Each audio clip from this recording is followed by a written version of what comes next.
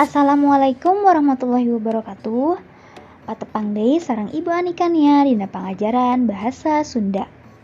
Dinten ayeuna urang diajar mikawanoh dongeng. Mangga regepkeun video ieu. Mikawanoh dongeng.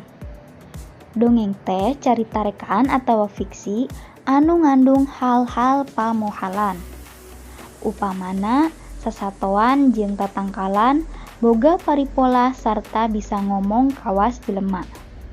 Jadi, dongeng itu adalah cerita rekayasa yang mengandung hal mustahil seperti binatang atau tumbuhan yang memiliki sifat seperti manusia. Dongeng kaasup kana karya Balarea lantaran henteu kanyahoan anu ngarangna. Upama ditilik tina wanguna, dongeng teh aya nu panjang jeung nu pondok. Contona, dongeng nu panjang nyaeta Sasakala Leuwih Ronggeng. Ari dongeng nu pondok nyaeta Si Kabayan Ngalanaka. Jadi bentuknya itu lebih panjang, cerita Sasakala Leuwih Ronggeng. Kalau Si Kabayan itu ceritanya lebih singkat. Dumasar kana eusi jeung palakuna, dongeng bisa dipasing-pasing di antarana. Jadi, berdasarkan tokoh, dongeng itu dibagi menjadi beberapa bagian. Anu kahiji nyaeta dongeng sasatoan atawa fabel. Nyaeta dongeng nu palakuna sasatoan. Contoh, Sakadang kuya jeung sakadang monyet. Gajah eleh ku sireum. Kadua, dongeng sasakala atawa legenda nyaeta dongeng nu aya patalina jeung asal muasal hiji tempat, barang atawa hal sejenna. Contona Sasakala Tangkuban Parahu, Sasakala Gagak Buluna Hideung. Jadi ieu ngajelaskeun legenda hiji tempat.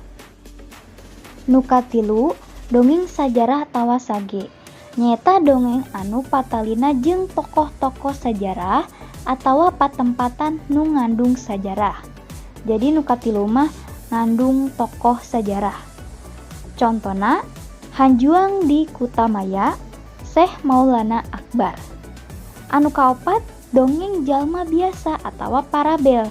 Nyaeta dongeng nu palakuna jalma biasa. Contona Si Kabayan Ngalaroay, Tukang Cukur Panipuan. Anu kalima, dongeng kapercayaan atawa mite. Nyaeta dongeng nu ngagambarkeun hal-hal gaib. Jadi aya mistisna nya. Contona Nyi Roro Kidul, Maung Kajajaden. Tah ieu teh mangrupakeun bagian-bagian atawa jenis-jenis dongeng. Ulah hilapnya jenis dongeng aya 5. Anu kahiji dongeng sasatoan, kadua dongeng sasakala atawa legenda, katilu dongeng sajarah atawa sage, kaopat dongeng jalma biasa atawa parabel, anu kalima nyaeta dongeng kapercayaan atawa mite. Tah dina dongeng ieu ngandung hal pamohalan. Sakitu wae pangajaran dina dinten ayeuna. Hatur nuhun nu parantos ngadangukeun video pangajaran dina dinten ayeuna. Wassalamualaikum warahmatullahi wabarakatuh. Patepang deui dina pangajaran salajengna.